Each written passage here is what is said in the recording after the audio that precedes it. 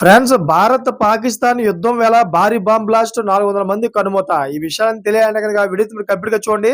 అప్పుడే మీకు complete information ఏంటో అర్థమవుతుంది. అదే విధంగా చాలా మంది వీడియో చూస్తున్నారు కానీ సబ్స్క్రైబ్ చేసుకోవడం మాత్రం మర్చిపోతున్నారు. దయచేసి సబ్స్క్రైబ్ చేసుకోండి. సబ్స్క్రైబ్ చేసుకోవడం వల్ల నేను చేసే ప్రతి ఒక్క అప్డేట్ మీరు ముందుగానే పొందగలుగుతారు. ఇన్ఫర్మేషన్ అంతా మనం చాలా మందికి చేర్చగలుగుతాం. ఇంక లేట్ చేయకుండా వీడియోకి వెళ్దాం.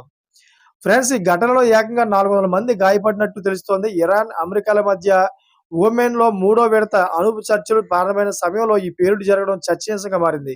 అయితే ఈ ప్రమాదానికి అసలు కారణం ఏంటని దానిపై ఎలాంటి స్పష్టత రాలేదు. గాయపడిన వారిని ఆసుపత్రికి తరలిస్తున్నారు. షహీద్ రాయిజ్ షహీద్ రాజాయి పోర్టులో నిల్వ ఉన్న కొన్ని కంటైనర్లు పేలడంతో ఈ ప్రమాదం జరిగినట్టు తెలుస్తోంది. భారీగా మంటలు చెలరేగిన కారణంగా పోర్టు కార్యాలయాలను తాత్కాలికంగా నిలిపివేశారు. అక్కడ పనిచేసే ఉద్యోగుల సంఖ్య ఎక్కువగా ఉండడంతో గాయపడిన వాళ్ళతో పాటు మరణించే వారి సంఖ్య పెరిగే అవకాశం ఉంది. పేలుడు తీవ్రతతో దాదాపు కిలోమీటర్ పరిధిలో గల భవనాలు, కిటికీలు ధ్వంసమయ్యాయి.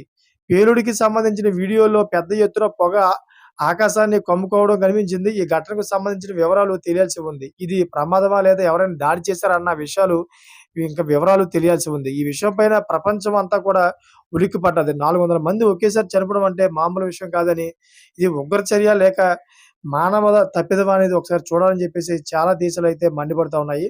ఇటువంటి అప్డేట్ కోసం ఎప్పటికప్పుడు నా ఛానెల్ సబ్స్క్రైబ్ చేసుకోండి. Thank for watching friends.